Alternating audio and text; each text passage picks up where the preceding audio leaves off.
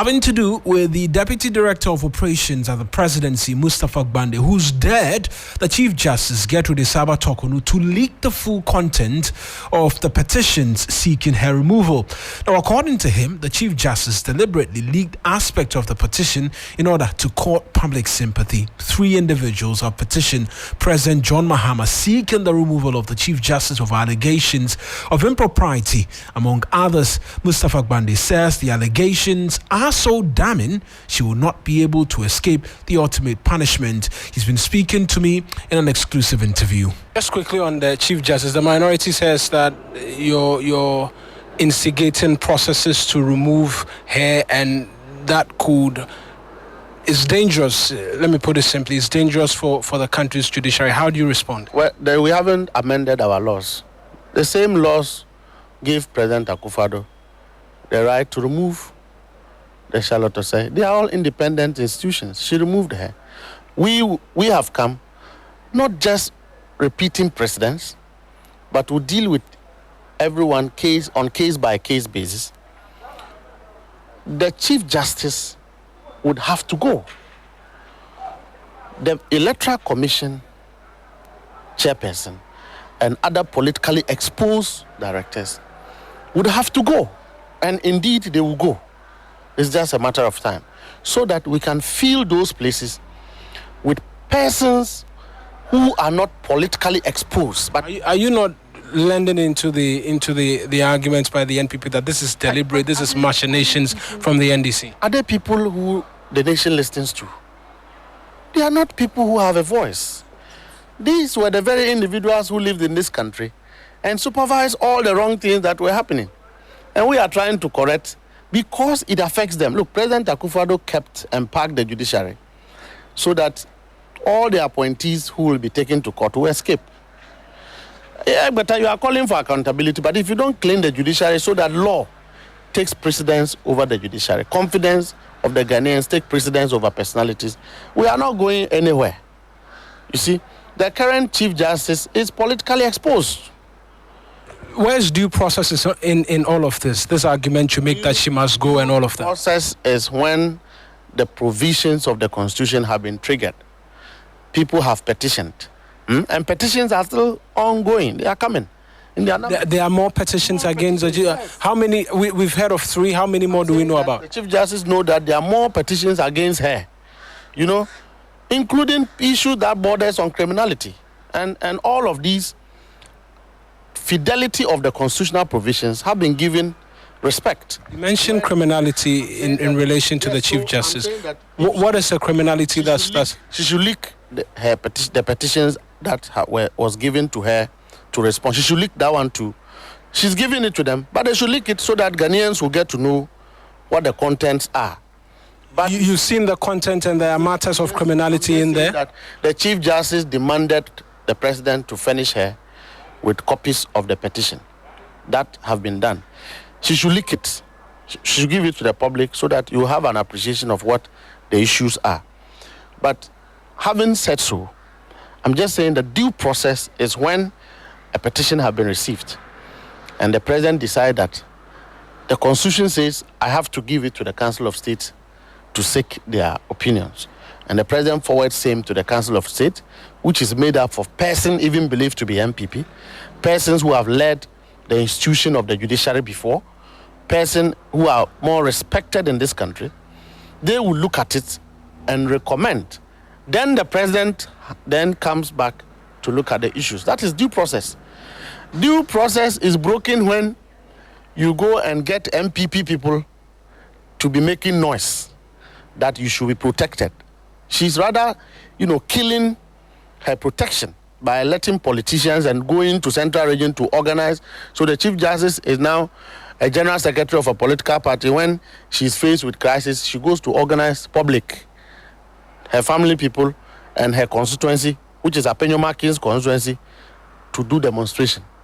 Do you want to have that person as your Chief Justice? These are quite serious allegations that the Chief Justice is organizing persons to demonstrate against the ongoing processes for a removal. I'm a politician, and we are in this country. We know how demonstrations are done. Okay?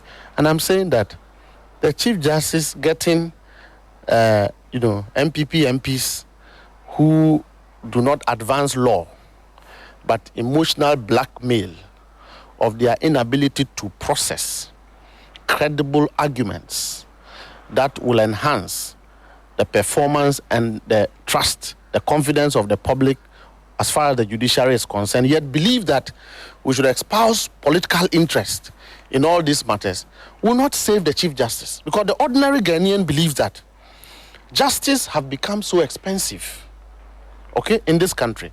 The ordinary Ghanaian sees the CJ as a politically exposed. Even without any wrongdoing, it's important that we preserve the sanctity of those institutions. And so it's also good that President Muhammad did not take the law into his hands, but he has triggered fair process, due process, processes that protects the credibility of the Chief Justice as far as these matters are concerned, to ensure that she's given the opportunity to respond, let other bodies look at it, and then we take it from there. I don't see why people are, at speed introducing the presidency into some of these matters. Look, if Ghanaians believe that the president has a problem, they will go to the polls and they'll vote him out. Is that not so? Do you say that because you love him and others say that they don't love him, there is some sort of manipulation on the minds of Ghanaians? Ghanaians say that we don't want the woman, let her go. All persons who have misconducted themselves in the past should not be leading our public institutions. Let's talk oral briefly. Is it a lost cause? A lot of people voted for the NDC because you were going to prosecute persons who've looted. We haven't heard quite a lot since then. Let me assure you that anybody who have stolen from this country will be arrested. But you see, people want us to do it very fast. It can't be done that way. Because, look, if you go to NIB, there are elements there at the analysis who are MPP people. And all they do is to leak information.